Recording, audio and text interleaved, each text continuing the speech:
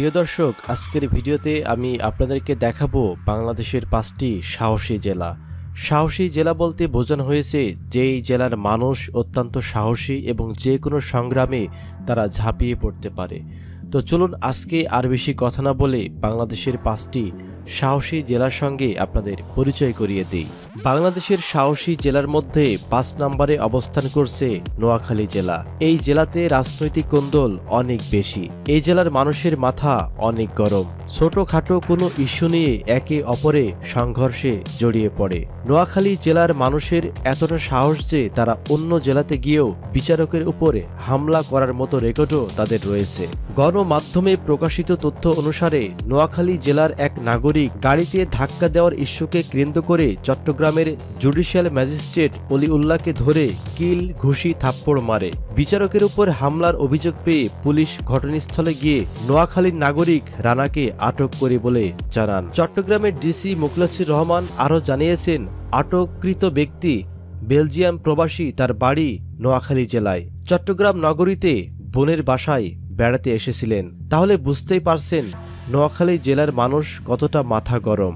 তাই আপনি যদি নোয়াখালী জেলাতে কখনো ভ্রমণ করতে চান তাহলে অবশ্যই নিজের নিরাপত্তা রক্ষার্থে কারোর সাথে তর্কে জড়াবেন না। বাংলাদেশের সাহসী জেলার মধ্যে আজকের ভিডিওর 4 নম্বরে অবস্থান করছে চুয়াডাঙ্গা জেলা।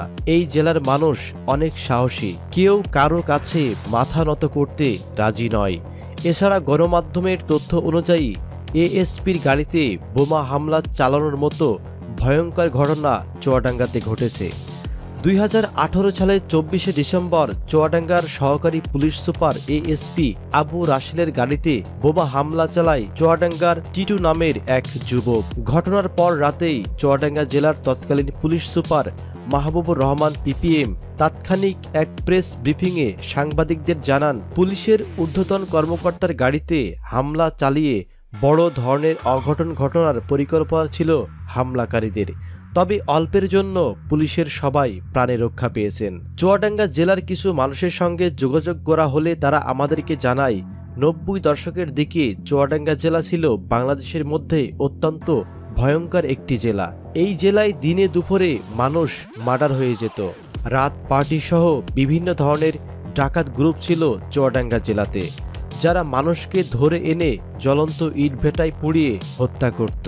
2004 সালে র্যাব প্রতিষ্ঠা হওয়ার পরপরই চুয়াডাঙ্গা পুলিশ লাইনে র্যাবের ক্যাম্প স্থাপন করা হয়। এরপর বড় বড় সন্ত্রাসীদের নির্মূল করার জন্য র্যাব এবং পুলিশ যৌথভাবে একের পর এক প্রশংসনীয় সফল অভিযান চালিয়ে চুয়াডাঙ্গা জেলাকে সন্ত্রাসী মুক্ত করে। এরপর চুয়াডাঙ্গা জেলায় শান্তি ফিরে আসে। তবে চুয়াডাঙ্গা জেলার মানুষ অনেক অতিথিপরায়ণ।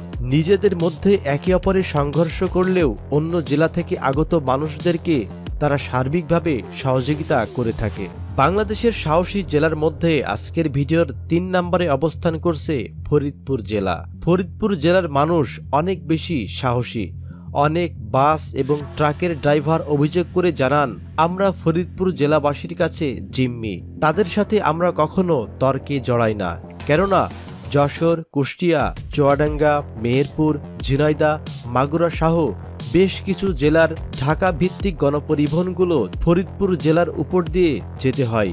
এই কারণে পরিবহন সেক্টরের মানুষ ফরিদপুর জেলার মানুষের সামনে উঁচু গলায় কথা বলতে পারে না। এছাড়া 2005 সালের দিকে ফরিদপুর জেলা ছিল আরও ভয়ঙ্কর জেলা। বার্তা সংস্থা ইউএনবির তথ্যমতে 2005 সালের 17 আগস্ট ফরিদপুর শহরের বেশ কয়েকটি গুরুত্বপূর্ণ স্থানে বোমা হামলার ঘটনা ঘটে, যা ছিল খুবই ভয়ঙ্কর এবং বর্বরচিত।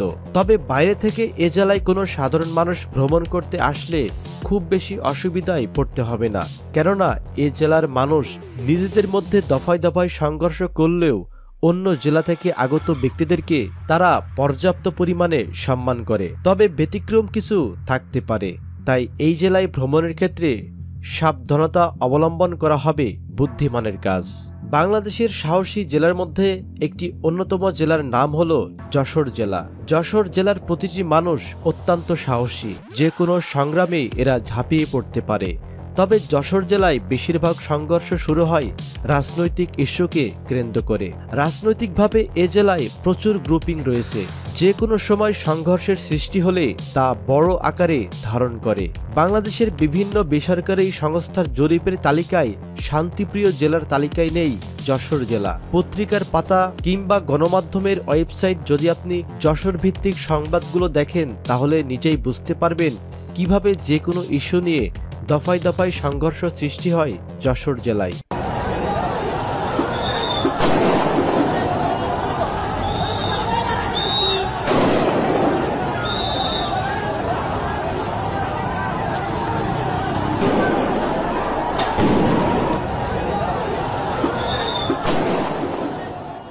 তাই যশোর জেলায় আপনি যদি কখনো ভ্রমণ করতে চান তাহলে অবশ্যই সাবধানতার সহিত যশোর জেলা ভ্রমণ করবেন।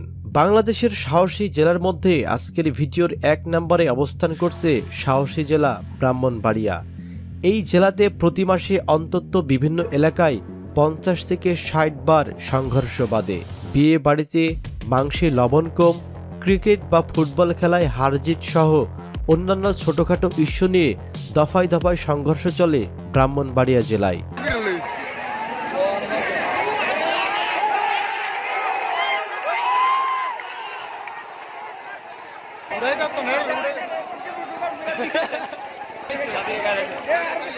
অনেকে বলে থাকেন ব্রাহ্মণবাড়িয়া জেলা বাংলাদেশের মধ্যে সবচেয়ে ডেঞ্জারাস জেলা।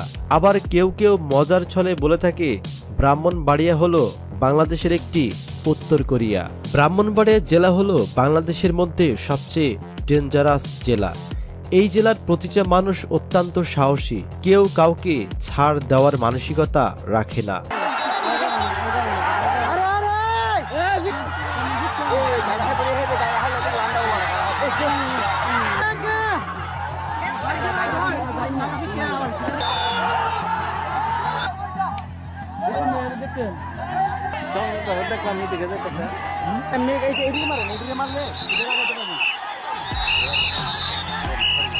তাই আপনি যদি কখনো ব্রাহ্মণবাড়িয়া জেলায় ভ্রমণ করতে চান তাহলে ছোটখাটো কোনো ইস্যু নিয়ে এই জেলার কোনো মানুষের সঙ্গে তর্কে জড়াবেন না। যদি তর্কে জড়িয়ে পড়েন তাহলে ভয়ঙ্কর বিপদে পড়ে যেতে পারেন। তবে এই জেলার একটি ভালো দিকও আছে, আর তা হলো এই জেলার মানুষ বেশিরভাগই ঐক্যবদ্ধ। একজনের উপরে কোনো রকম আক্রমণ আসলে দলবদ্ধভাবে দু গ্রুপের সংঘর্ষ শুরু হয়ে যায়। প্রতিটা ডিস্ট্রিক্টে মারামারি হয়, আমাদের ভালো দিকগুলো বেশি, এজন্য আমাদের এই ক্ষুদ্র যে মারামারির যে ব্যাপারটা এটা অল্প একটু বিষয়, এই জিনিসগুলো আমাদের হাইলাইটস হয় বেশি। পৃথিবীর সব জায়গাতে ব্রাজিল আর্জেন্টিনা নিয়ে মারামারি করে, ঠিক আছে?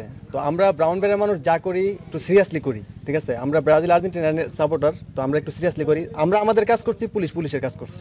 জেলাতে মারামারি হয়, আসলে আমাদের মারামারি করলে আমাদের মারামারিটা আমরাই সমাধান করি। আসলে তাদের তো জ্বর ব্যথা, মাথা ব্যথা, আবার করোনার মতো এরকম ভাইরাস এরা এই ব্রাহ্মণবাড়িয়া নিয়ে কেন ছড়াচ্ছে? তো প্রিয় দর্শক, আজকের ভিডিওতে যে 5টি জেলা সম্পর্কে বর্ণনা করলাম, এই 5টি জেলা সম্পর্কে যদি আপনার কোনো মতামত থাকে তাহলে অবশ্যই কমেন্ট করে জানাবেন।